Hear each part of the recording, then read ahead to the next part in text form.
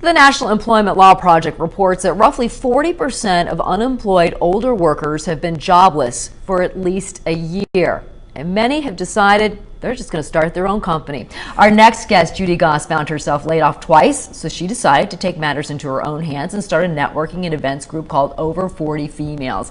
And it's good to have you on the program. Thank you for having me. All right, Judy, tell me a little bit more about your career, because you worked for Cosmo, you worked for More magazine. What was going on that you saw that, you know what, starting your own company might make sense?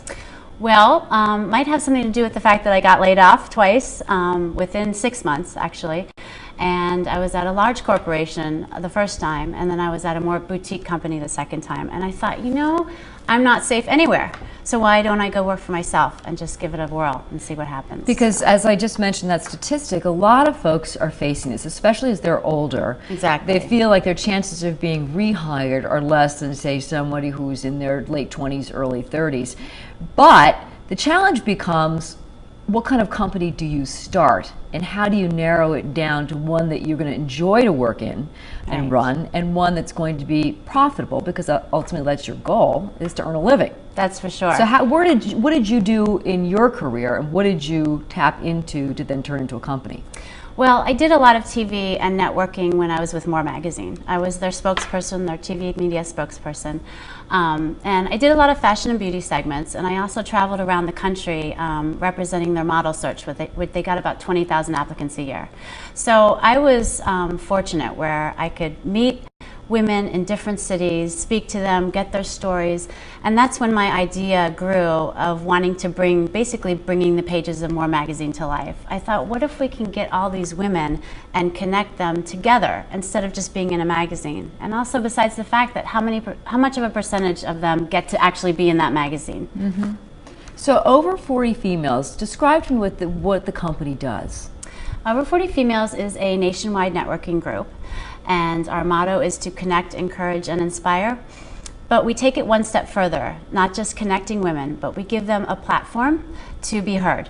So at every event where we have a different venue and a different theme, the women can get up, say their name, what they're about, what they do, why they're there.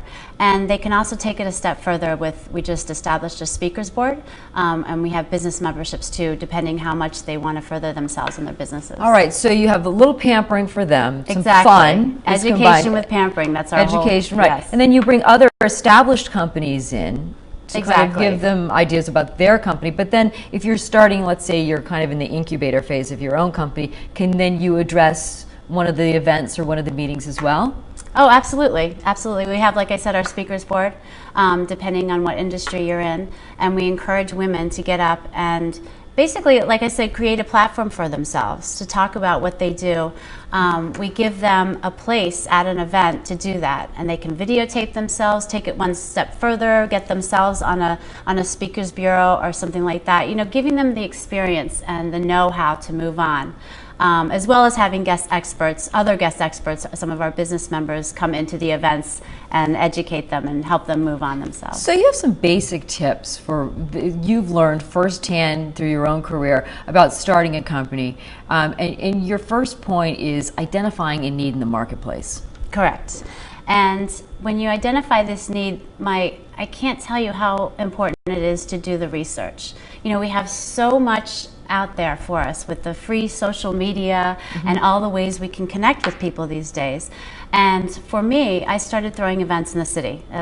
I used to live in Manhattan. And I just started kind of seeing what's out there and seeing who was coming to the events and what their needs were and who the sponsors might be and that type of thing before I even rolled out a whole membership program. It was over a year that I was monthly throwing these events, doing my research and just kind of observing while going on to social media and asking women, what do you want? What are you looking for? What can we do for you? So before I even started anything officially, I did all my research to make sure a need was there. Yeah, but you also say the need has to be there, but you also have to have kind of a unique twist to your business. There has to be an ability that you can differentiate yourself. Correct. If you have an idea that's already been done, as like I did with networking, you need to find a twist where you can hook people in. So mine was women getting up to highlight themselves. I didn't want to just bring them together to connect, not just to trade business cards, but I wanted them to stand up and realize that they do have something more than what they maybe realize. And finally, how do you make it sustainable for yourself personally and for the business? You know, small businesses can run into some really bumpy times. How do you keep it going? Well, that's a good question. To keep it going, you have to have advisors. You have to tap into your own personal networks and go to friends who you know are experts in their fields. If you know someone that has a financial background, get all the advice, and this comes in too with doing your research. If you have a friend who's a lawyer, talk to him and you know, continue on with what you find out to be the truth. Over 40 females, Judy Goss, Yes. thank you so much. Thank and we'll you. be back next week with 12 on the Money. I'm Rebecca Surran.